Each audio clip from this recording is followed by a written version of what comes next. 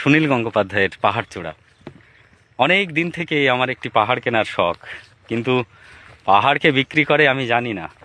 যদি তার দেখা পেতাম, দামের জন্য আটকাতো না। আমার নিজস্ব একটা নদী আছে, সেটা দিয়ে দিতাম পাহাড়টার বদলে। কে না জানে পাহাড়ের চাইতে নদীর দামই বেশি।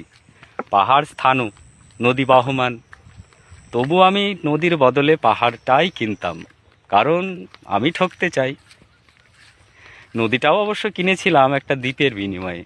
ছেলেবেলায় আমার বেশ ছোট্টখাটো ছিমছাম একটা দ্বীপ ছিল, সেখানে অসংখ্য প্রজাপতি। শৈশবে দ্বীপটি ছিল আমার বড় প্রিয়। আমার যৌবনে দ্বীপটি আমার কাছে মাপে ছোট লাগলো। প্রবাহমান ছিপছিপে তন্নি নদীটি বেশ পছন্দ হলো আমার। বন্ধুরা বলল, ওইটুকু একটা দ্বীপের বিনিময়ে এত বড় একটা নদী পেয়েছিস, খুব জিতেছিস তো মাইরি।